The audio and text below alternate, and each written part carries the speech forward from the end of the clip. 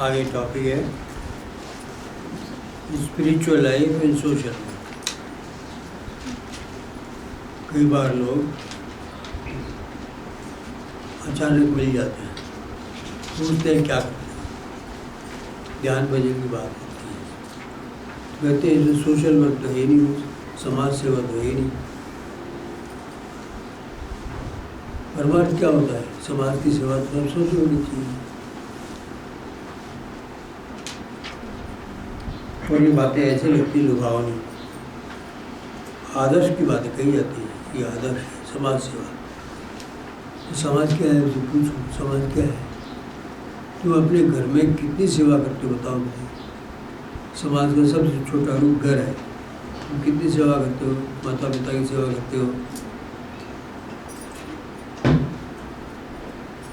उनकी ठीक तरह देखभाल करते हो, तुम ठीक तरह ढंग से रहते हो, कुछ भी नहीं, तो सोशल वर्क कर। तो वहाँ भी लोग भी निम्बाड़ पहुँचते थे और कहते थे कि साहब आपके समाज सेवा तो है ही नहीं, विनोबा भावे के लोग पहुँचे। कई बार और दूसरे मतों के लोग भी पहुँचते थे, कहते कि सोशल वर्क का इम्पोर्टेंस तो होनी चाहिए। तो इस विषय में गुरुदेव ये समझने की बात है कि फालतू लोगों के आदर्शों के चक्कर में नहीं पड़ना चाहिए। आदर्श दिखने में तो होते बड़े अच्छे, ये फूले होते हैं, ढोल जैसे होता है, गुब्बारा फूला हुआ दिखता है बहुत, ये पिंच वादे फूल ऐसे आदर्श होते। आज तक न जो व्यक्ति स्वयं ठीक नहीं बना, उस समाज को ठीक क्या बनाएगा? अच्छे व्यक्ति में समाज बनता है, और उस समाज सेवा करने वाले समाज सेवा के लिए नहीं, व्यक्तिगत सेवा के लिए निकलते हैं। या तो अभिमान है उनमें, या ज्ञान का अभिमान है, या कोई पैसे वैसे कमाने की बात है। वास्तव में समाज सेवा वही कर सकता है जिसने ईश्वर से अपने आप को जोड़ा है, और समाज में ईश्वर को देख करके ईश्वर की सेवा के निमित्त समाज सेवा करता है, वही समाज सेवी होता है। अभी समाज सेवी कोई हो ही नहीं सकता। Spiritual life and social life. Do not be after social reform. सामाजिक सुधारों के पीछे मत पड़ो। Like superficial improvements of villages and waste of time in it. जैसे गांव में ग्राम सुधार,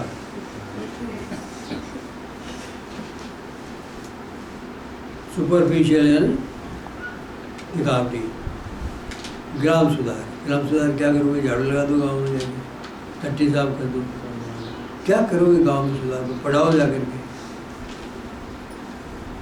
ग्रामों का सुधार तुमसे संभव नहीं है। ग्राम के लोगों को सुधार के लिए जो उपकरण चाहिए वो कहाँ से आएंगे तुम्हारे पास?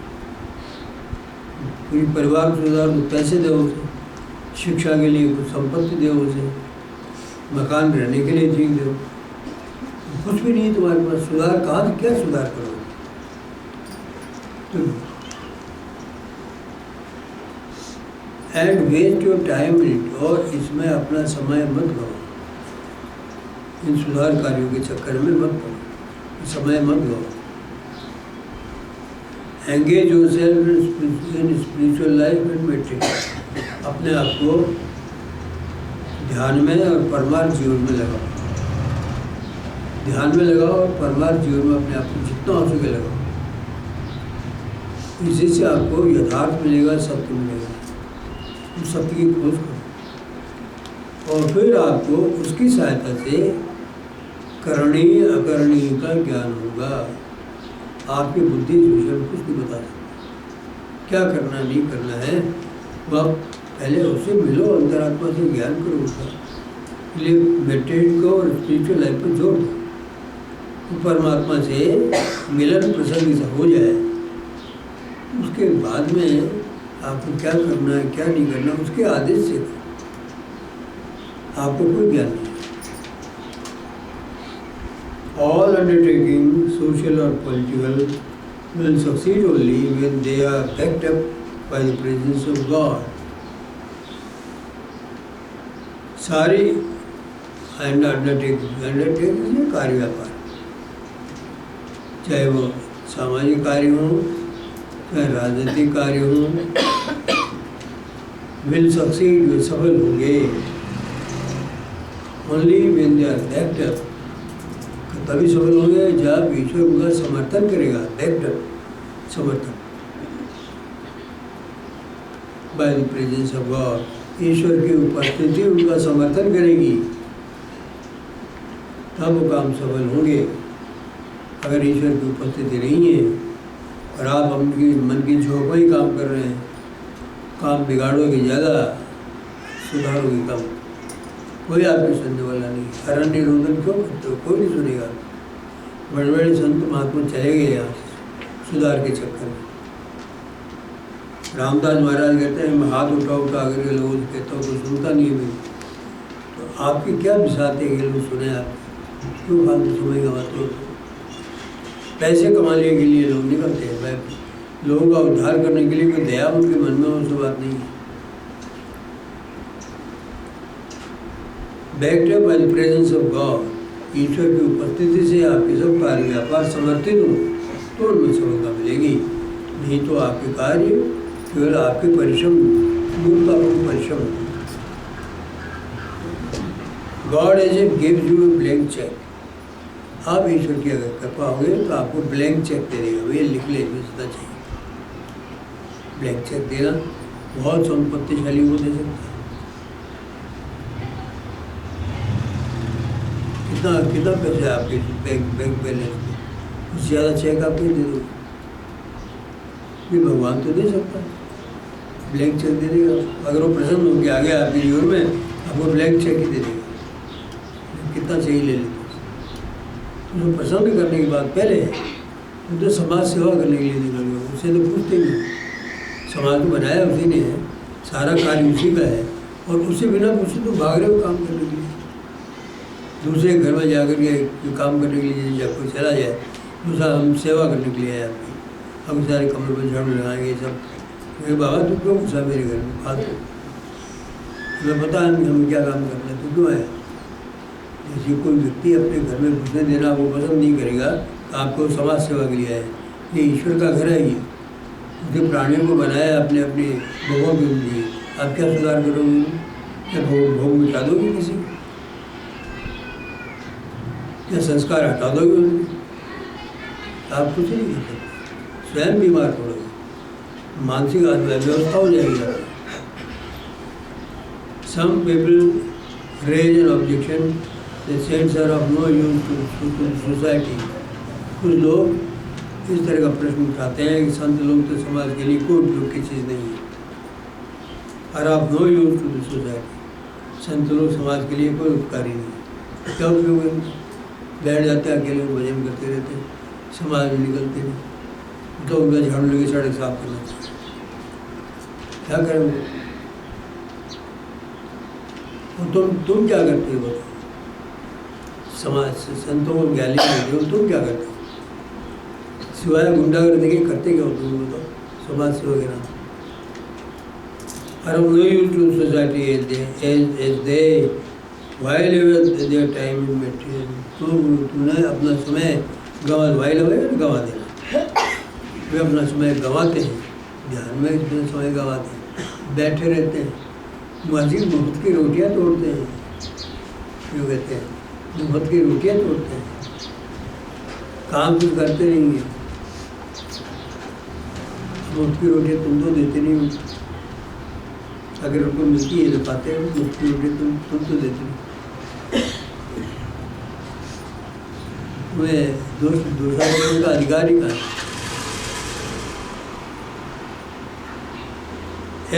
While their time in meditation in solitary places, एकांत स्थान में बैठे बैठे वो ध्यान करने में अपना समय गंवाते रहते हैं, इसलिए समाज के लिए कोई उपयोग नहीं। ऐसा उन पर दोषारोपण लोग बात करते हैं।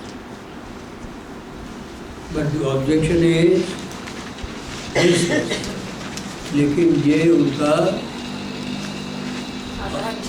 आधार ये बेसलेस ऑब्जेक्शन जो है, उनका दोषारोपण ये आधार ही नहीं।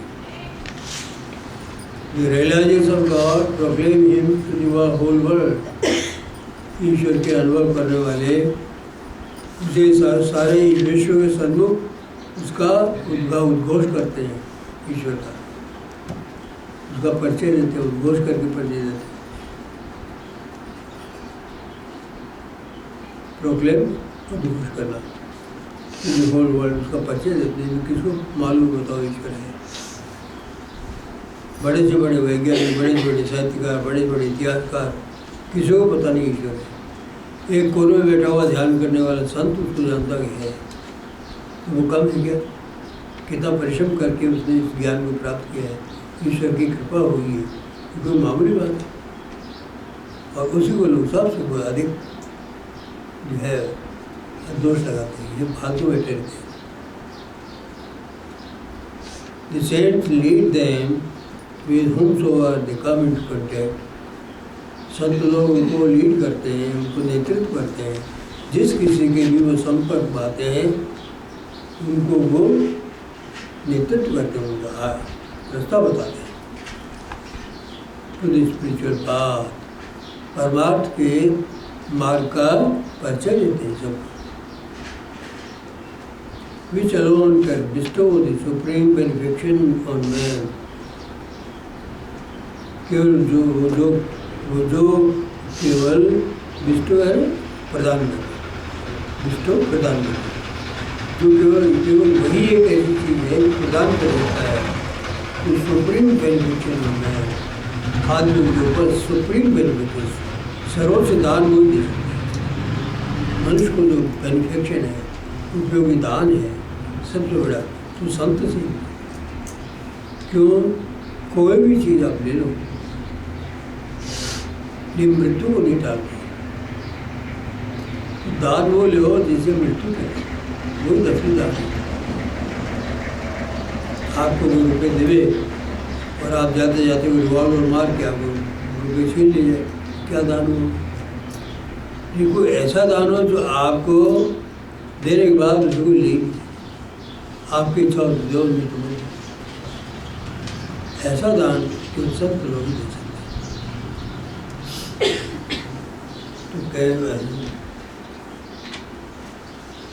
Which alone can bestow the supreme benefaction on man. आदमी के ऊपर सर्वोच्च दान वही प्रदाता है दान की। Therein lies their utility to the society. इसी में समाज के लिए उनका उपयोग है, इसी बात में उनका उपयोग है समाज के लिए। Therein जिसके अंदर lies their utility, उपयोगिता सोसाइटी, समाज के लिए उनकी उपयोगिता किस बात में है कि ईश्वर को, संसार को सबसे बड़ा दान वही दे सकता है, ये उनकी उपयोगिता है। The claims of the body are less important than the claims of the spirit. शरीर के ऊपर, शरीर का हमारे ऊपर अधिकार कम है, आत्मा का हमारे ऊपर अधिकार बड़ा है। हम शरीर के अधिकार को मानते हैं, आत्मा का क्लेम ज़्यादा बड़ा है हमारे ऊपर। मालिक आत्मा है हमारे शरीर का, उसका क्लेम बड़ा है। शरीर तो उसका नौकर है, उसका घर है, तो उसकी क्लेम को तो मान लेते हैं। लेकिन इसका जो मालिक अंदर बैठा हुआ, उसके क्लेम को स्वीकार नहीं करते, तो शरीर रहेगा कैसे?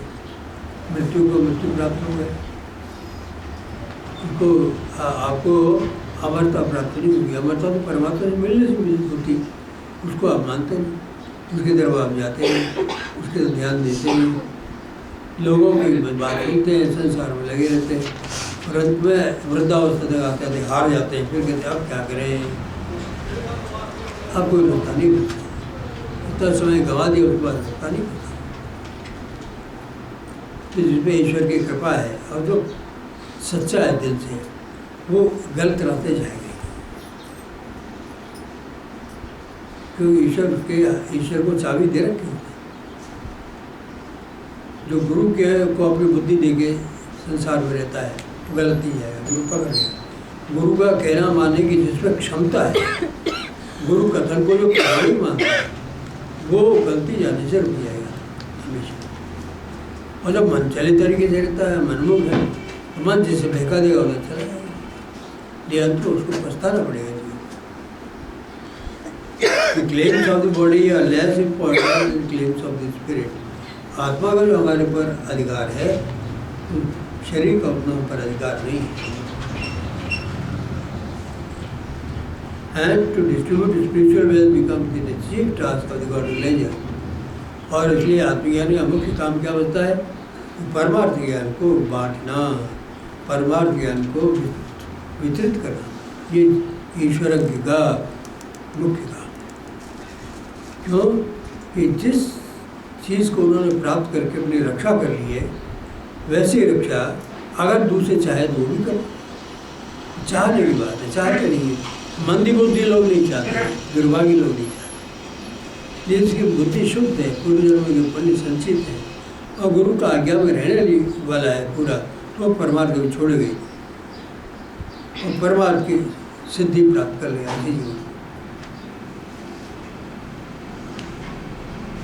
On account of their altruism, they are indeed the greatest servants of the society.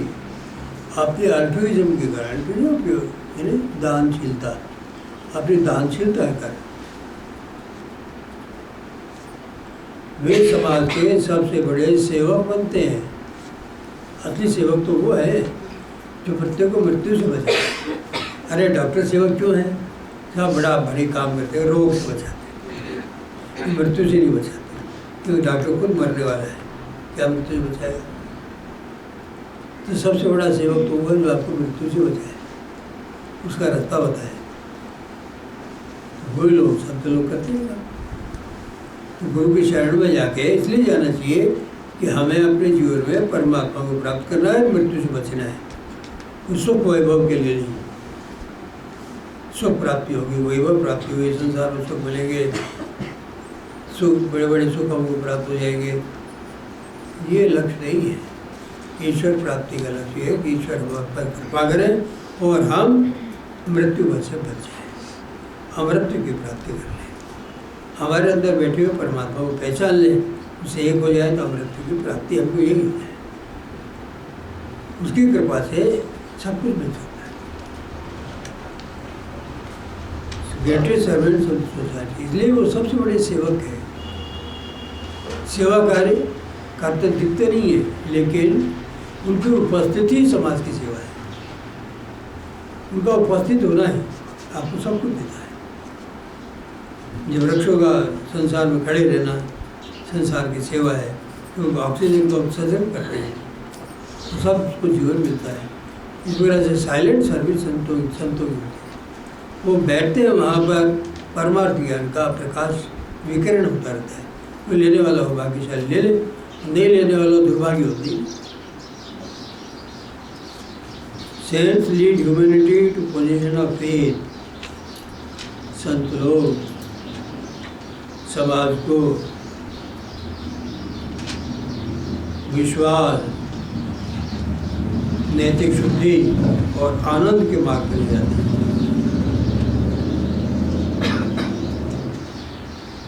Cents lead humanity, संत लोग ह्यूमैनिटी को ले जाते हैं।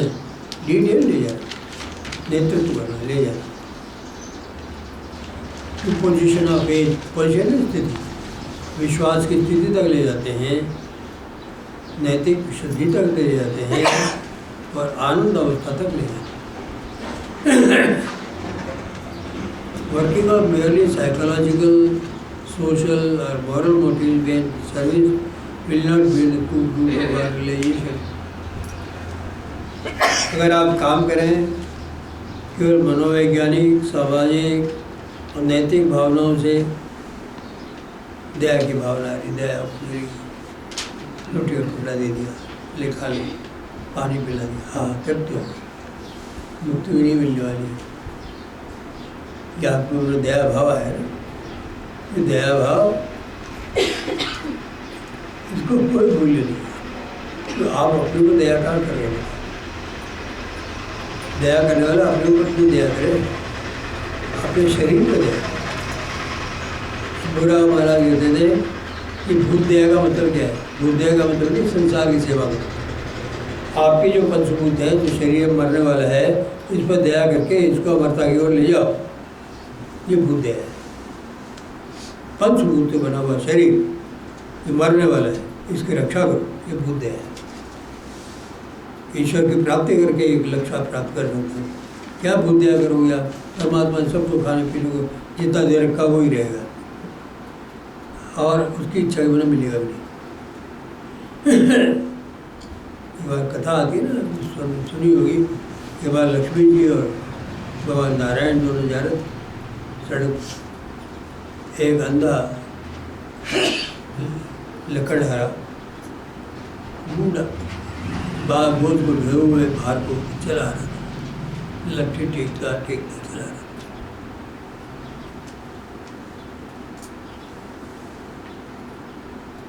दूर से सूझता था, एक अंदर सूझता ही था, वो चला रहा था। दूसरा तरफ से अंधा भी आ रहा था।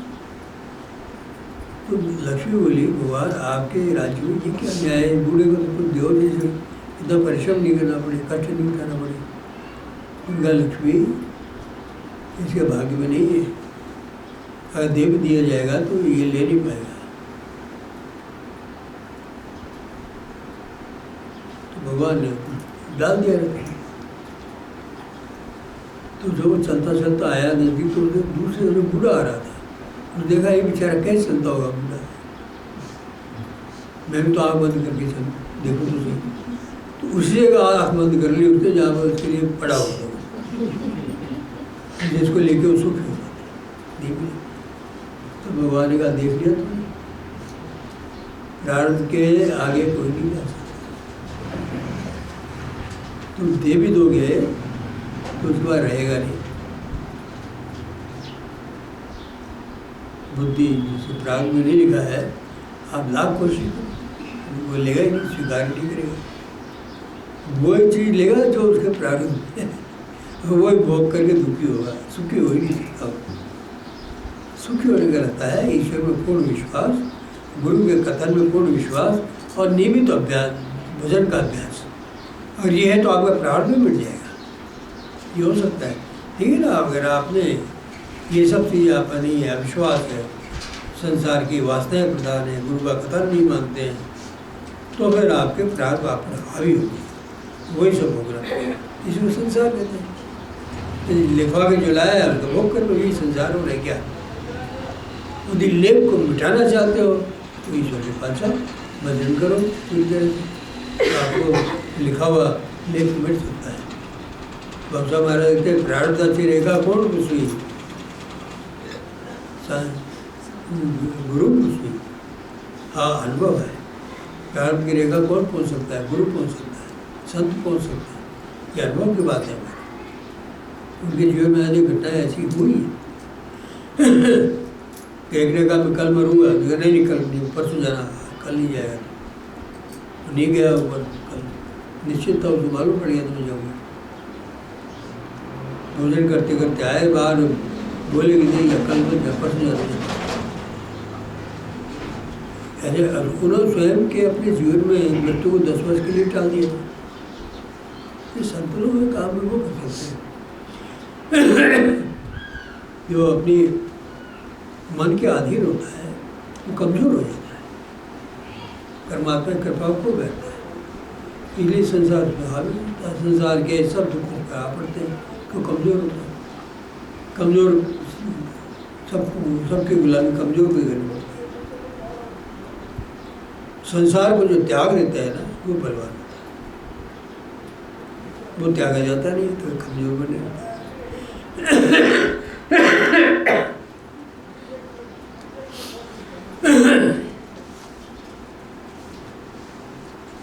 Moral motive behind service will not be a fruit of our realization. केवल आपके नैतिक भाव है, मनोवैज्ञानिक दया भाव है, या सामाजिक उत्तरदायित्व के भाव है। तो इन भावों को लेकर के समाज सेवा करोगे तो उनको उसका परिणाम ईश्वर प्राप्ति नहीं होगा। इन सब कर्मों करने से झाड़ू लगाने से ईश्वर नहीं मिलेगा। अब झाड़ू लगाया सारे मोहल्ले में भी करेंगे, कभी ईश्वर की बात नहीं। No doubt God is present everywhere, ये सही है, नो डाउट, संदेह नहीं कि ईश्वर सब जगह मौजूद है, इसमें संदेह नहीं। But only when that presence is really felt, लेकिन जब उसकी उपस्थिति का साक्षात अनुभव होता है।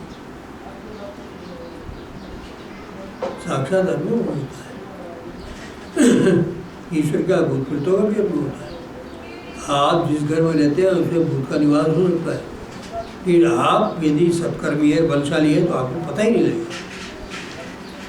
अगर कोई दूसरा कमजोर आ गया तो रात को पता लग जाएगा।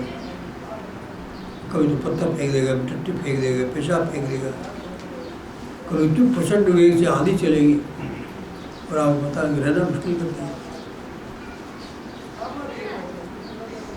तो ईश्वर तो बहुत सूक्ष्म चीज है।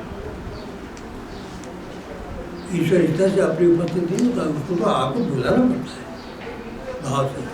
ये तो बिना बुलाए आते हैं, आपको तंग करने के लिए आते। परमात्मा को तंग करने के लिए नहीं आते। जो आप सम्मान से उसे बुलाओ, भाव से उसे बुलाओ, अपना जीवन उसको देने के लिए तैयार हो, उसको अपने जीवन में सहज जीवन के लिए साथी बनाओ उसे, तो वो आ जाता है। लेकिन हम उसकी उपयोगिता इसीलिए समझते हैं कि हमें कुछ संसार में फायदा हो तो ठीक है, बाकी उसके आने से क्या फायदा। No doubt God is present everywhere, but only when that presence is really felt, service rendered to any being whatsoever will amount to God's service. जब उसकी उपस्थिति आपको मालूम हो सब जगह पर, या जिसकी आप सेवा करें उसको उसकी उपस्थिति हो, तो ईश्वर की सेवा होगी।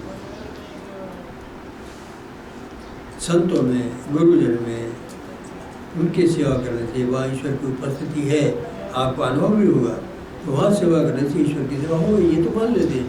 ये जहाँ पर आपको ईश्वर की उपस्थिति नहीं मालूम पड़ती, तो आप किसकी सेवा करोगे? वो सेवा से फायदा क्या होगा? काल्पनिक बात है। कुत्ते को रोटी डालते जाते हैं, थैले में रोटियाँ होती है, एक आप उसको खिलाते हो या उसको भूखा मारते हो, भूख जागृत होती है और आप आगे चल पड़ते। गाय को जरा खिला दिया, बैल को गुड़ दे दिया, चींटी को आटा डाल दिया, समझते सब पुण्य मिलेगा। पुण्य नहीं मिलेगा, आपको स्वर्ग में जाना पड़ेगा और वहाँ के भोग भोगने पड़ेंगे, और वहाँ भोग भोगते हो तो आपको बहुत कष्ट होगा। हाय राम मैं कहाँ आ गया, परमात्मा जो मिला नहीं, मैं ये स्वर्ग रूपी नरक में आ पड़ा, ये भोग, ये हालत हो गई। ज्ञानेश्वर महाराज ने लिखा है बहुत कष्ट होता है, भोग मिलते हैं ना स्वर्ग के, उस समय चैतन्य अगर जागृत हो, थोड़ा ही बुद्धि हो, तो बहुत कष्ट होता है। संसार में स्वर्गीय भोगों में कष्ट होता है कि हम क्यों आ पड़ेगा, हमारा तो लक्ष्य हो रही था, तो हम चूक जाते हैं अपनी। In such matters, mere imagination is of no use. इन मामलों में, इस ऐसे प्रसंगों में केवल कल्पना से काम नहीं चलता। आप भी कल्पना कितना ही बढ़िया करो, लेकिन वो यथार्थ नहीं होती, कल्पना ही कल्पना है। बुरा नहीं है, इसका मतलब अच्छा भी हुआ है, जरूरी नहीं। गलत नहीं है तो अच्छा भी लगता है। चींटी का डालना गलत नहीं है, चींटी में खुद ताकत है, वो मीलों दूर जा करके अपने दाना पानी ले आती है। आप उसको गलत ताजा परिश्रम से रहित होकर आपको वही कोई सब कुछ मिल जाए। अगर आपको कोई खाना पानी देने के लिए कहेगा, आपका घर से बाहर मत निकलो, हम आपको खाना देंगे, नित्य प्रति खाना देंगे, कपड़े भी दे देगा, जो चीज़ चाहिए देंगे, घर से मत देंगे। आप क्या हालत में जाएगी 50 साल में, आप बिल्कुल कम नहीं हो, हाथ पर काम करना बंद कर देंगे, दिमाग का विकास हो जाएगा। तो परिश्रम से कमा के खाओ ना। आप सेवा के नाम पर उनको परिश्रम से रहित करना चाहते हैं, ये कोई सेवा नहीं। सबको अच्छा परिश्रम करने दो, और परिश्रम पूर्वक कमाओ, ईमानदारी से कमाओ और खाओ। ये तो आदर्श है। अब आप परिश्रम से वंचित करके, हटा करके, और आप उसको बिना शक्ति को देना चाहते हो, समझ ये ठीक है। आप के काल्पनिक लक्ष्य जो है ना, काल्पनिक सिद्धांत में काम नहीं आते। भगवान जो अपने दर्शन देते हैं तो कस के चंदन घिस करके सुगंध देता है, ऐसे भक्तों कसते हैं। तो भगवान ही ऐसे नहीं देते तो आप कौन हो देने वाले? उनकी शैली देखो देने की, अवतारित होने की शैली उनकी कैसी है। कस के पूरी तरह से कष्टों में डालते हैं वो ईश्वर, और पूरी तरह कस के देखते हैं। आज जो कितना भजन होता है वो देखते हैं, और फिर आपके पास में आते हैं। अगर आप सिद्ध होते तो, अगर उसमें सिद्ध नहीं होते तो आप फिर बैठे रहेंगे। क्योंकि आप जितनी वंचना करते हैं परिश्रम में, भाव में, एकाग्रता में, जितनी वंचना करते हैं, जितने संसार में लपेटे रखते हैं, उतने ही आपको कमी रह जाती है।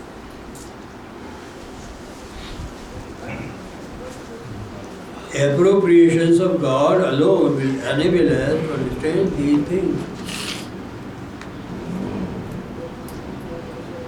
Appropriations of God, God की appropriations की है गिफ्ट, वो जो आपको देगा, वो जो कुछ एसेट्स है, सामग्री, जो अनुदान संसार में आपको देगा, वो appropriations है। Appropriations of God alone will enable us to understand these things. ईश्वर से जो कुछ हमको मिलेगा, उसकी सहायता से ही हम सब बातें समझेंगे। ईश्वर से बुद्धि आएगी, ईश्वर से जीवन मिलेगा, ईश्वर से कर्म मिलेंगे, और उन सब के समुच्चय से हम समझेंगे संसार क्या है, कैसे करना है। अपनी कल्पनाओं से चल कर के हम नहीं समझ पाएंगे।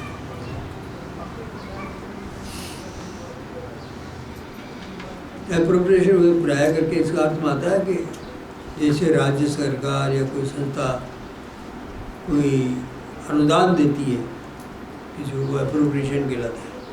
यहाँ एप्रोप्रिएशन का मतलब है ईश्वर जो कुछ हमको देता है उसका दान ही, उसकी कृपा है, और जो जो कुछ देता है उसको आप ग्रहण करो, उसी में सीमित रहो, तो आपको बुद्धि पैदा होगी। ईश्वर की देन से ही बुद्धि पैदा होगी। और आपकी कमाई जो होती है वो गलत होती है। आप जो बहुत परिश्रम पूर्वक कमाते हैं उसी में आप गलती करते हैं। जब आप समझो आपको सरलता से कोई चीज़ मिल रही है तो ईश्वर की देन है, और जब हाथ पैर आप बहुत तोड़ते हैं और फिर कुछ मिलता है तो वो ईश्वर की देन नहीं, वो हाथ पैर नहीं तोड़वाता। वो चाहता है मैं जो देता हूँ उसमें खुश रहना सीखो, और फिर मेरा भजन। असली वजह जरूरत क्या है जी कि देखो स्वस्थ तो शरीर हो, ये एक पहली बात, वो ईश्वर की कृपा। सादा पहनना और सादा खाना मिलना और एक घर हो, इसके अलावा जीवन की क्या आवश्यकता है। परिवार ऐसा हो, सुखी हो, हेल्पफुल हो दूसरे लिए, और खाने पीने को ठीक, शरीर और ईश्वर का भजन करने के लिए संतो है साथ में जाए तो समझो वो तो श्रेष्ठ प्राणी है जीवन, और क्या चाहिए। ये ईश्वर की देन है। इसी से सब कुछ संसार की बातें समझाते सही। नहीं तो आप जो संसार में वैभव संपत्ति इकट्ठे करके, ज्ञान इत्यादि संसार का लेकर के, पोथी पत्र पढ़ करके जो सब निश्चित करते हैं उनसे कोई निश्चय नहीं होता, सब भ्रम में होता।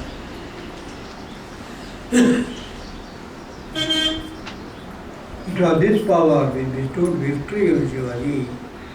ये वो शक्ति थी जिसने शिवाजी को दिया क्या, विक्ट्री, विजय दिलाई। उनकी भवानी की कृपा से, गुरु की कृपा से उनको मिली victory, Jeet milli.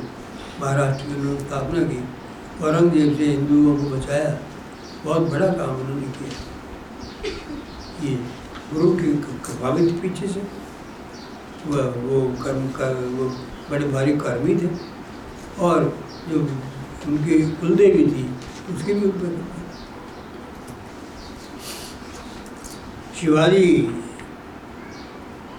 some 8 years before, some 8 years before, Ramdas claimed the whole of Maharashtra was free from the infidels and from the wretched Aurangzeb and the wretched Aurangzeb was vanquished. जब शिवाजी ने जीत हासिल की उससे 8 वर्ष पहले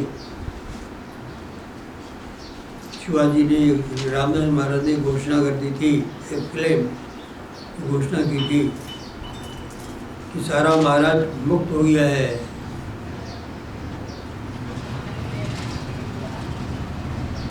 Was free, इससे from the infidels यानी irreligious, अधार्मिक,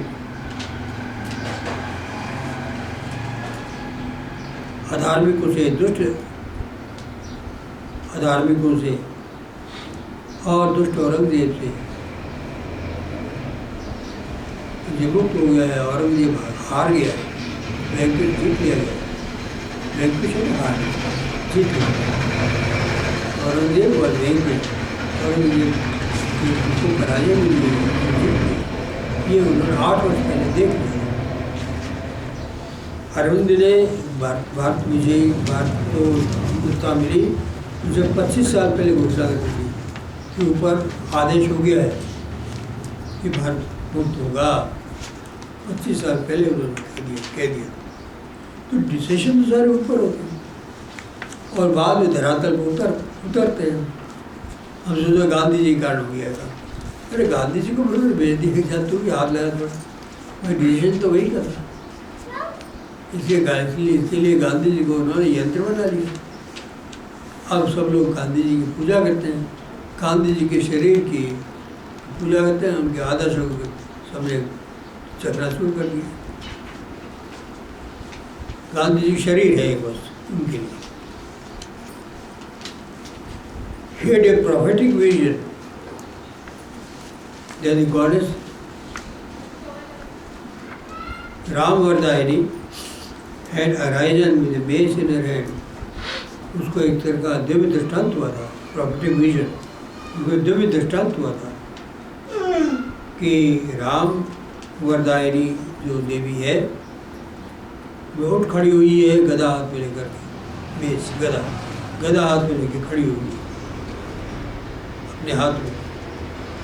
and and Venkat सीधे महाराष्ट्र, और महाराष्ट्र में जितने पापी लोग हैं सबको ऐसा हम 8 वर्ष पहले दृष्टांत हो गया, जान लिया था ये शक्ति हम महाराष्ट्र में काम करेंगे। देखो Ramdas property vision, Tukaram spiritual power, Ramdas के इस दिव्य दृष्टांत के आगे और तुकाराम की आध्यात्मिक शक्ति के आगे the attainment of independence pales into insignificance। तो हमारी जो स्वतंत्रता की प्राप्ति है वो नगण्यता में परिणत हो रही है, नगण्य है उसका है। उनकी जो महान शक्ति थी उन्होंने महाराष्ट्र को बचाया, बड़े बड़े संत पैदा हुए, बचाया उन्होंने।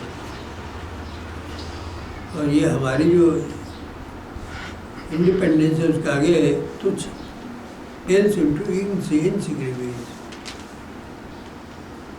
It all depends on the intensity of devotion। लेकिन ये सब कुछ भाव के तीव्रता पर निर्भर है, भक्ति भाव की तीव्रता पर निर्भर है। ईश्वर को आप कितना मूव करोगे, कितना हिलाओगे दिल से, उतना ही संसार को हिला देगा। भगवान को हिलाना सीखो भाव से। ये गुरुदेव भी कहते हैं कि if you can move God, God will move you. अगर आप ईश्वर को हिला देते हो अपने भक्ति और प्रेम से तो वो आपके लिए संसार को हिला देगा, उसकी इतनी शक्ति है। ये टॉपिक खत्म। तो ये सामाजिक सेवा पर आ गया। समाज सेवा क्या होती है, कैसे भ्रामक लोग बुद्धिहीन बातें करते हैं, और वास्तव में समाज सेवा क्या है। ईश्वर प्राप्ति करके ही समाज सेवा हो सकती है, तभी ज्ञान मिलता है और उसकी सहायता से ही आप समाज की अव्यवस्था को मिटा सकते हैं। बाकी आप में कोई सामर्थ्य नहीं है, आप में कोई बुद्धि नहीं है, आप सुधारने के लिए बिगाड़ ज़्यादा कर लोगे।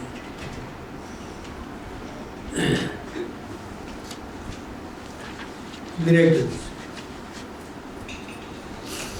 Nature's laws prescribe their cause leads to the प्रकृति के नियम इस बात निश्चित करते हैं, प्रिस्क्राइब करते हैं, निश्चित करते हैं कि प्रत्येक कार्य का कोई कारण होगा। कॉज लीड टू इफेक्ट, कोई भी कारण हो उसका परिणाम उत्पन्न हो। यदि आपने रोटी खा ली तो पेट भरे, परिणाम हो। यदि आपने विषपान कर लिया तो मृत्यु का परिणाम हुआ। यदि आप कूद पड़े छत से तो हाथ पैर टूटेंगे, परिणाम हो। ये नहीं हो सकता कारण दो और कार्य नहीं पैदा। नीचे कूद पड़ो, आकाश में चले जाओ, उल्टा काम नहीं होगा। जो जिस कारण से जो कार्य निश्चित हुई होगा, ये प्रकृति का नियम है। When we fail to understand the link to the causal chain, जब इस कारण कार्य की परंपरा में हमको बीच की कड़ी भूल जाते हैं, हमें दिखाई नहीं पड़ती। ये कारण और ये कार्य, बीच में कोई और भी होता है। कारण एक नहीं होता, एक टोटलिटी है। कारण में अनेक घटक होते हैं, अनेक घटक मिलकर कारण होते हैं, अनेक फैक्टर्स होते हैं, और वो फैक्टर्स संपूर्णता में अपनी एकता में मिल करके कार्य बनते हैं, कारण बनते हैं। तो cause means totality of antecedents, totality of antecedents. Antecedent जो घटनाएं पूर्व में आती है वो कारण कहलाती है, और जो घटनाएं बाद में होती है वो कार्य कहलाती है। तो जितने भी एंटीसीडेंट्स हैं वो सब के सब कारण है। मिल के कारण बनते हैं, अकेला नहीं। तो कोई एंटीसीडेंट हमको नहीं दिखाई पड़े। ये हो सकता है हमें दिखाई नहीं पड़े, पर हो और कारण में सहभागी बने, हमें नहीं मालूम। हम कहते हैं तो मेरे के लिए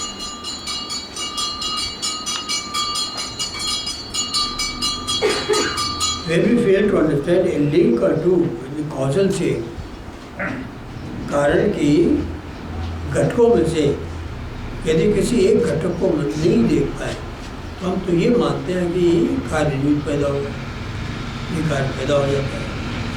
तो हम ये कह देते हैं मेरे के लिए तो घटक हम दिया नहीं। causal chain we call events,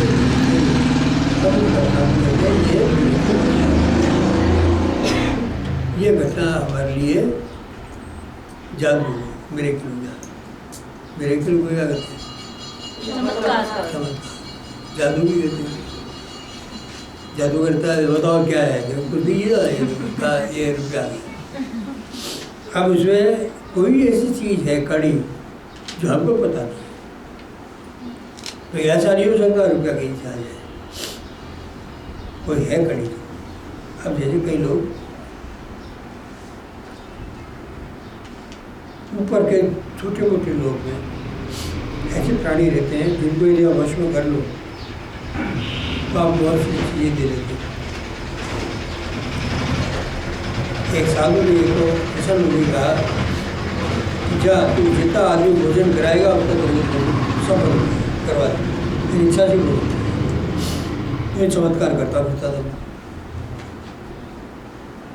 एक जगह उसने लोगों का आ जाओ 1000 आदमी को भोजन कराऊंगा, सब बैठ जाओ, सब बैठ जाओ। और नहीं तो कोई भोजन, नहीं कोई रसोई, नहीं कोई सामान, कुछ भी नहीं। एक बड़े बड़े हॉल के अंदर उसे भेजा। वहाँ देखे तो थालियाँ लगी हुई, भोजन परोसे हुए, सब सामग्री पूरी, सब कुछ जमा दिया। जो क्या अब साथ जाओ, गए तो बाद में देखा तो कुछ भी नहीं। ये चमत्कार कहे हैं, लेकिन चमत्कार नहीं है। ये ऊपर के कुछ छोटे मोटे लोग हैं जहाँ के आदिवासी ये चमत्कार कर सकते हैं, वो दे सकते हैं। और यदि आपने उनको वश में कर रखा है या किसी संत के आशीर्वाद से उनका उन पर आपका वश है तो आपको दे सकते हैं। एक संत ने आशीर्वाद दिया था, अंत में नाराज हो गए, वो आशीर्वाद छीन भी दिया, वो देना बंद हो गया। तो हम कहते हैं मिरेकल कुछ नहीं है, प्रकृति के वो सूक्ष्म घटक जो हमारे निगाह में नहीं आते हैं, इसलिए हम उनको चमत्कार कहते हैं। बाकी चमत्कार नाम की चीज नहीं है। प्रकृति के नियमों से होगा चमत्कार नहीं होगा, और चमत्कार अगर होगा तो ईश्वर की कृपा से। मनुष्य कोई चमत्कार नहीं कर सकता, ईश्वर की कृपा से सब कुछ होगा। Today the radio is a familiar thing, but it was deemed to be a miracle in yesteryears. आजकल रेडियो को से सब परिचित है, फेमिलियर है, लेकिन yesteryears यानी पूर्व काल में, पूर्व के वर्षों में लोग सब इसको कहते थे मिरेकल। अरे ऐसे कैसे हो सकता है? इतनी दूर के 1000 मील की आवाज़ यहाँ किसको नहीं पड़ी? तो पहले जो मिरेकल कहा जाता था, आजकल वो हमारी सुपरिचित चीज़ हो गई। अब वो ट्रांसमिशन लाइन का है, इलेक्ट्रिसिटी का है, उससे वो ध्वनि आती है और यहाँ कन्वर्ट हो जाती है, लाइट की तरंगें ध्वनि में तरंग वो ध्वनि में परिवर्तित हो जाती है, हम समझ लेते हैं। अब ये साइंस का फेनोमेना है, अब हम उसको जान गए, पहचान गए इसको। लेकिन पहले ये चीज़ सबके लिए बड़ी हासिल, लोग आज लोग देखते थे, सुनते कौन बोल रहा है इसके अंदर। मीनाक्षी दादी कहती थी, ये हमारे घर में जो बोलता है ना, क्या टीवी ये तो अच्छा नहीं है, मतलब ये टीवी अच्छा नहीं है, वो टीवी अच्छा है, वहाँ तो भजन आते रहते हैं और यहाँ सारा दिन ये पिक्चरें आती रहती हैं। और उनको दोनों टीवी भाई जहाँ लगा रखा वही तो आएगा। उसको क्या पता कि यार ये वो सुनते टीवी ऐसा है। जब कोई चीज़ नहीं आती है तो सबको आश्चर्य होता है, चमत्कार है। हम बांसवाड़ा में थे 59 में, तो वहाँ के भील एरिया है वो, तो वहाँ से ट्रेन निकलती है रतलाम से। बांसवाड़ा ट्रेन नहीं थी ना, रतलाम आगे बैठा पड़ा था। तो भील लोग परीक्षा देने के लिए उदयपुर जाने वाले थे, तो रतलाम स्टेशन से बैठा पड़ता था। तो रतलाम जब उनको ले गए तो भीलों ने मना कर दिया, हम तो नहीं बैठेंगे, तो बड़ी गाड़ी हम ही बैठे थे, क्या चीज़ है ये, जो बजा ठोक ठोक के देगा, गिर तो नहीं पड़ेगी। बड़ा आश्चर्य हुआ, लेकिन सब बैठ के बिठा लिया, और जब चली तो थोड़ी देर बाद आश्वस्त हो गए, चीज़ तो अच्छी है। बाकी पहले उनको विश्वास नहीं हुआ कि गाड़ी क्या हमको ले जाएगी, मिरेकल मानते हैं। लेकिन जिसे मिरेकल कहते हैं वो प्रकृति के नियमों से है, नियम से हमको ज्ञात नहीं, इसलिए मुश्किल है। संतों की कृपा होती है, रोग वाले दूर होते हैं, संत की कृपा रोग दूर है। तो मेरे के लिए संत ने अपने साधन से उस शक्ति से अपना जोड़ कर लिया है जो विश्व शक्ति है। विश्व शक्ति परमात्मा वो सब काम कर सकती है। तो संत के मन में अगर इच्छा होती है कि इसका काम हो, तो विश्व शक्ति करती है काम, संत नहीं करती। ध्यान रखना चाहिए, परमात्मा कृपा से होता है। साधन करके आप परमात्मा शक्ति से जुड़ जाते हैं, आपकी इच्छाएं सब उसकी इच्छाएं बन जाती है, इसलिए वो उसको पूर्ति कर देता है। आप कहा हुए इसमें जिम्मेदार, कोई कहे इससे संत ने कर दिया, संत नहीं कर देगा, सारा काम ईश्वर का है, संत नहीं करता।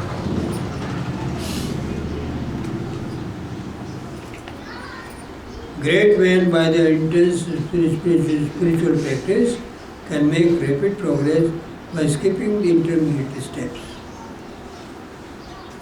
महापुरुष जो होते हैं, सत्पुरुष लोग, अपने इंटेंस स्पिरिचुअल प्रैक्टिस के द्वारा, अपने तीव्र साधन प्रक्रिया के द्वारा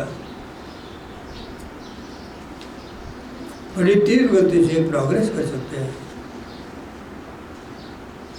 और जो इंटरमीडिएट स्टेप्स, बीच में आने वाले जो स्टेप्स हैं, उनको उल्लंघन करके चले जाते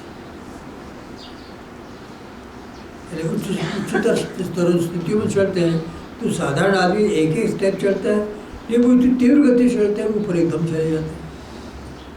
एक पीपीली का न्याय और वो न्याय होता है ना कौन सा है? पिपीलिका मार्ग विहंगम।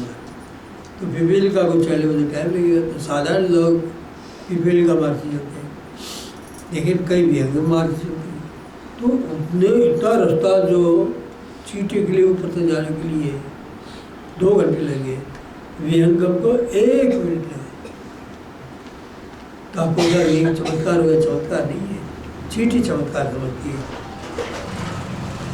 जो उसके लिए चमत्कार ही है, जो उसके अंतरंग शक्ति को देखो ना, तो साधक की अंतरंग शक्ति जो तीव्र गति जो ऊपर जा सकता है, तो उससे उसके काम उस ऊपर शक्ति से अधिक तीव्रता से अच्छे होंगे और वो परमात्मा के अधिक नज़दीक पहुंच जाएगा, हृदय में स्थान बना लेगा। तो उसके लिए परमात्मा ज़्यादा काम करेगा। तो चमत्कार बोलेंगे, चमत्कार नहीं, परमेश्वर की कृपा है, उस शक्ति की कृपा है। ये प्रकृति सारी शक्ति रूपी है, अच्छा भौतिक शक्ति है, इसके अंदर स्थूल कारणता के नियम काम करते हैं, और वह सूक्ष्म शक्ति है, वो सूक्ष्म कारण जिनको स्थूल बुद्धि नहीं जान सकती, इसलिए उसको चमत्कार कहते हैं। Ordinary people think that to be a miracle. साधारण मनुष्य उसको मिरेकल कह देते हैं, ये मिरेकल नहीं है, ये शक्ति का खेल है। जितनी शक्ति से पास आप उनसे पहुंच जाओगे, उतना ही आप उसकी कृपा के कारण आपका कार्य संपादन करेंगे।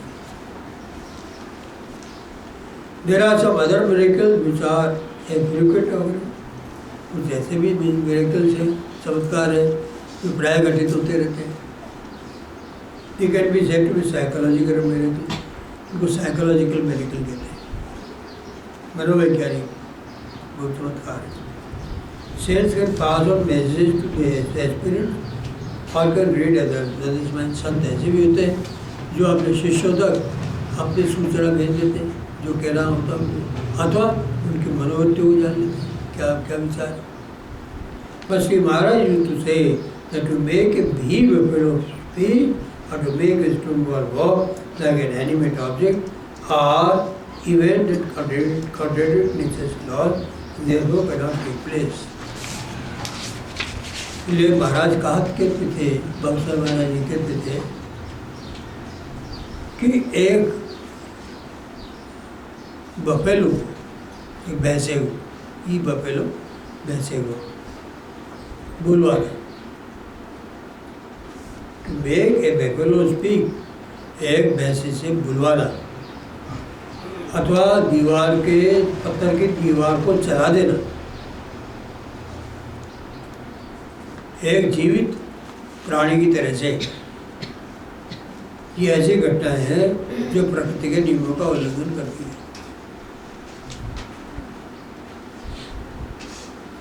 And therefore cannot take place, इसलिए वो घटित नहीं हो सकती। हम उनमें विश्वास नहीं करते। लोग कहते हैं कि जो वो आए तो हाथ सिंह पे बैठ के आए, तो ज्ञानेश्वर गांधी का दीवार से चल पर तो दीवार ही चल पड़ी। ये जल श्रुति है, लोग विश्वास करते हैं। गुरुदेव भी विश्वास करते थे अपने बचपन में, भावसा महाराज ने खंडन कर दिया। गुरुदेव को बड़ा असमंजस हुआ कि ये कैसे हम विश्वास करें, ये ज्ञानेश्वर के लिए बात कही जा रही है, शायद उनको कर सकते होंगे। बाद में उनको भी ये समझ में आ गई कि ये बात प्रकृति के विरुद्ध है, संत लोग ऐसा नहीं करते। अगर करते हैं तो चमत्कार ईश्वर करते हैं, संत लोग करते ही नहीं, वो तो ईश्वर के अधीन होते हैं। अपनी इच्छा शक्ति ईश्वर को सौंप देते हैं, तो अपनी इच्छा का प्रयोग करके दीवार पर चलाएंगे। संत वो जो अपनी इच्छा को ईश्वर में मर्ज कर दे, संत अन्यथा ही नहीं। अपनी इच्छा को अलग रखे वो संत नहीं, गलत बात।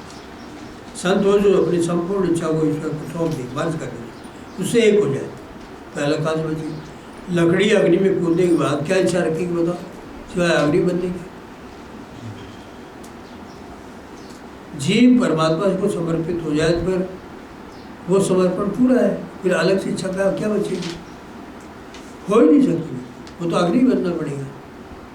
समर्पण का मतलब ईश्वर को पूरी तरह से अपने आप को सौंप देना, ईश्वरमय हो जाना, तन्मय हो जाना, अपनी अलग से अपनी रूपरेखा ही नहीं रखना, उससे इतना एक हो जाना। उसको तन्मयता कहते हैं, उसको समर्पण कहते हैं।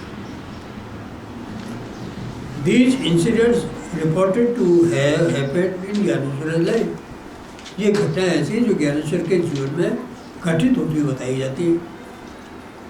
Seem to be poetic fancies, ये केवल काव्य कल्पनाएं हैं, poetic fancies काव्य कल्पनाएं। After all miracles happen, they are not performed. बुद्धे कहते हैं भाई miracles होते हैं, चमत्कार होते हैं, वो किए नहीं जाते। रामदास महाराज भी कहते हैं कि चमत्कार होते हैं, वो किए नहीं जाते। संत लोग पुण्य मार्ग से चलते हैं, इसलिए उनके लिए ईश्वर सब कुछ करता है। संत लोग स्वयं कोई इच्छा नहीं करते। इच्छा और संत ये विरोधी बात है। इच्छा नहीं होती, परमेश्वर की इच्छा से ही भावित रहते हैं, उनकी इच्छा नहीं होती। They happen when God grace descend, वो चमत्कार क्यों होते हैं? जब ईश्वर की कृपा अवतारित होती है तो हो जाता है। ईश्वर की कृपा के लिए क्या संभव? प्रकृति उसने बनाई है तो उसके नियमों को बदल सकता है वो। ऐसे मंत्र हैं जिसको पढ़ करके अगर आप अग्नि में बैठ जाओ तो अग्नि जलाएगी नहीं आप, उस ईश्वर की कृपा है। उस मंत्र में ईश्वर की कृपा का, ऐसी कृपा का प्रवेश है जो आपको दाह का से रोक देगी। ईश्वर की कृपा है। After all miracles happen, they are not performed. They happen when God's grace descends.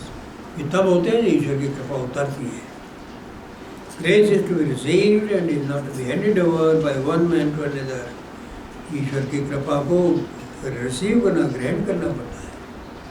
कोई उसको दे नहीं सकता किसी दूसरे को। कोई व्यक्ति कहे या संत कहे मैं तुमको कृपा करता हूँ, गलत बात, ये संभव नहीं है। आप यदि कृपा पात्र हैं, योग्य हैं, तो ईश्वर से ही आपको मिलेगी। चाहे माध्यम संत बने, लेकिन आप वो उतरते ईश्वर से ही आती वही से। मेरे नल से आपने पानी ले लिया और मैंने पिला दिया आपको, तो मैंने पिला दिया। नल है, नल से पीछे वो स्टोरेज है, स्टोरेज से पीछे नदी है, नदी से पीछे समुद्र है, कितना आगे है। ऐसे ईश्वर से सब शक्तियाँ आती हैं और उससे सब काम होते हैं। कोई उसको करने वाला नहीं है, तो होता है। चमत्कार होते हैं कि नहीं आते। Grace is to be receive and not to be handed over. Grace को रिसीव करना पड़ता है, ये हैंड ओवर नहीं कर सकते हम। एक आदमी के द्वारा दूसरे को हैंड ओवर कर दिया, लो भाई ये ग्रेस है तुम्हारा, ऐसा नहीं होता। It is to be earn. आप योग्य पात्र बनो, और यदि गुरु को दया आती है तो दया ईश्वर तक पहुँचती है, क्यों उनमें कहीं की एकता है, इसलिए ईश्वर करता है। और गुरु के मन में दया नहीं आवे, क्योंकि आपका जीवन ही ऐसा हो, आपके व्यवहार ही ऐसा हो, आपका जीवन ही ऐसा हो, धोखेबाज हो, आगे कुछ और पीछे कुछ, बेवकूफ़ बनाना चाहते हो, तो ईश्वर तो सब जानता है, आपको नहीं मिलेगा।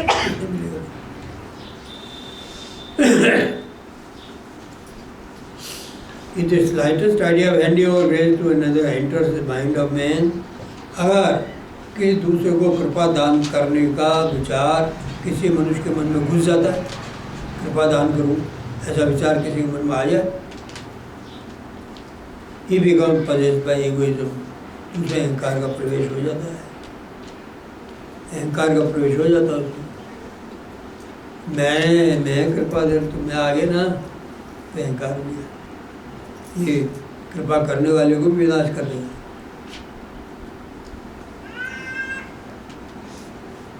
This is in fact an encroachment लिखो, एनक्रोचमेंट है ना, इसके ऑन अलग है, अलग करो। एनक्रोचमेंट एक शब्द है, encroachment on the field which properly belongs to God. ये ऐसा एनक्रोचमेंट है, एनक्रोचमेंट है अनधिकार प्रवेश, हाँ निषिद्ध अधिकार, अनधिकार प्रवेश है। जो फील्ड आपका नहीं है, जो क्षेत्र आपका नहीं, ईश्वर का क्षेत्र है, उसमें आपका अनधिकार प्रवेश है। कृपा करना काम उसका, तुम्हारा काम नहीं। Real saint therefore never performs miracles. जो असली संत होते हैं वो कभी मिरेकल्स करते ही नहीं, कभी चमत्कार नहीं करते। It is however true that some miracles do take place through the saints. ये भी बात सही है कि कुछ ऐसे मिरेकल्स होते हैं जो संतों के ज्ञान के बिना ही हो जाते हैं। संतों ज्ञान भी नहीं होता, हम जाकर साहब आज तो आपने ऐसा कहा था, ऐसा हो गया, भाई हमें इसका पता नहीं। आप आए थे आज रात को, आपने ऐसा किया, भाई हमें तो पता ही नहीं। तो ऐसे तो होता है, लेकिन इसमें संत का जिम्मेदार हुए तो ईश्वर ही वो आकार लेके आएगा ना। कि मैं प्राय करके कहता हूँ कि ईश्वर ही वो आकार में आते हैं, काम करते हैं। संत को आप ये समझो वो जिम्मेदार है, वो बात नहीं होती। संत कभी इस बात को नहीं मानेंगे कि मैंने किया, मैं तो आराम से और फिर भी हुआ, करने वाला कौन नहीं। तो इट इज हाउ ट्रू, ये बात सही है। The some miracle do take place, कि कुछ मिरेकल्स होते हैं थ्रू संतों के थ्रू भी होते हैं, इवन विदाउट देयर नॉलेज, उनके ज्ञान के बिना। इससे आप समझ सकते हो, मैं कहता हूँ बात बिल्कुल सही है। Spiritual teacher can perform physical psychological miracles to some extent, but not any spiritual miracle. कोई स्पिरिचुअल टीचर है वो फिजिकल और साइकोलॉजिकल मिरेकल्स कर सकता होगा, ये स्पिरिचुअल मिरेकल नहीं कर सकता। वो तो ईश्वर की कृपा से हुआ, ईश्वर का अनुभव उसकी कृपा से आएगा। कृपा से आएगा क्या मतलब? गुरु आपको उसकी शक्ति से जोड़ तो सकते हैं, ये वो शक्ति आपको क्या देगी ये आपके सत्ता पर निर्भर है, आप कितने पात्र हैं उतना ही बात देगी। अब ओझा गुरु की कृपा हुई, कृपा तो हुई, लेकिन आप कितने पात्र हैं भी तो देखो। दोनों का संयोग से परमात्मा बढ़ता है, कृपा और पात्रता दोनों अगर मिल जाते हैं तो परमात्मा फलित होता है। और कृपा और पात्रता नहीं है, तो पात्रता और कृपा नहीं तो काम नहीं। Spiritual teacher can perform in physical psychological miracles but to some extent, but not any spiritual miracle. It is not possible to impart knowledge and spiritual experience by merely putting one's hand on another side. ये बात संभव नहीं है कि हम किसी को आध्यात्मिक ज्ञान दे सकें, उसके सिर पर केवल हाथ रखें, ये ज्ञान हो गया, ऐसा संभव नहीं। Whereas oneself to strive hard, व्यक्ति को स्वयं कठोर परिश्रम करना पड़ता है। स्ट्राइव हार्ड, कठोर परिश्रम करना। To attain to spiritual height, उच्च मानसिक उच्च आध्यात्मिक स्थितियों को प्राप्त करने के लिए कठोर परिश्रम करना पड़ता है, नियमित रूप से भजन करना पड़ता है, अल्पभोजी बनना पड़ता है, संयमित खाओ, संयमित श्रम करो, ज़्यादा काम नहीं, दुनियादारी के धंधों से बचो, कम से कम धंधे करो, आवश्यक उतने करो, एकांत सेवन करो, अधिक से अधिक भजन करो। ये सब पात्रता हासिल करने के लिए जरूरी है, तो फिर ईश्वर की कृपा के अधिकारी बनोगे। नहीं तो बातें करते रहो, गपशप लड़ाते रहो, तो कोई फायदा नहीं। चलो भैया 67 हो गए, काफी